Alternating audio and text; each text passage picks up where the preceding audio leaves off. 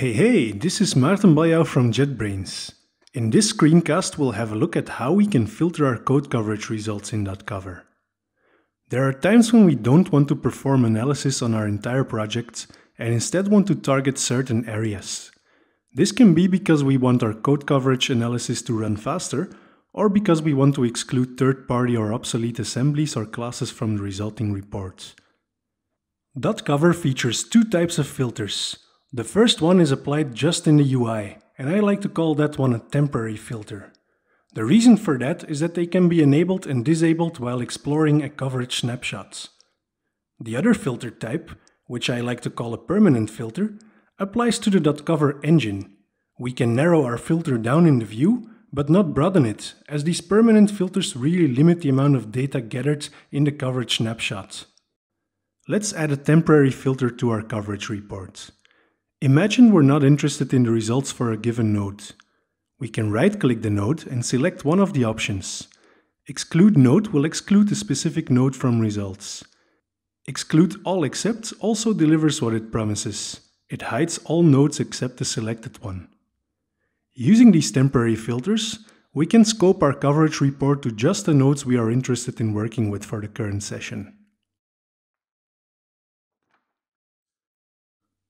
The third menu option, which was available as a context menu, would create a permanent coverage result filter. Let's add one and explore what just happened. Using the Edit Coverage Filters menu, we can see our permanent coverage filters. The one we've just added is present, as well as a default one added by dotCover. This default one already filters out code marked with .NET's exclude from code coverage attribute. We can also see filters are defined in different scopes.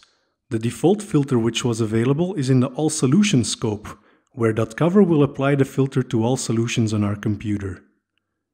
The filter we just added is scoped to the current solution only. Let's create a new filter. With filters, we can specify which code should be analyzed or excluded from analysis. We can configure this based on several rules, for example based on a filter string, which can match assembly names, class names, and method names. Filters can contain wildcards, so we can explicitly include or exclude areas of our code base. Let's filter out all test namespaces.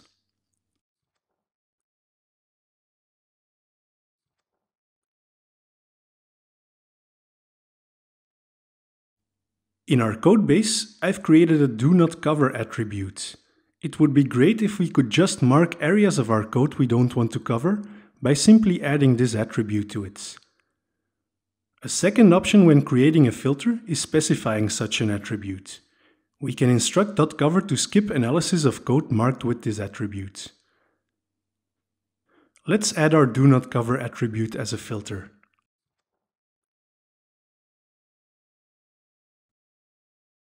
In our code, we can now mark code elements with this attribute.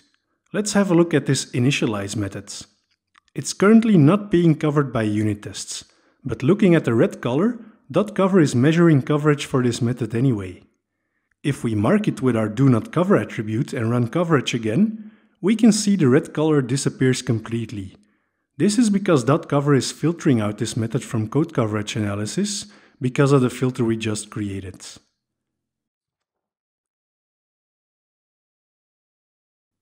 Thank you for watching, and keep an eye on our other how-to screencasts. See you next time!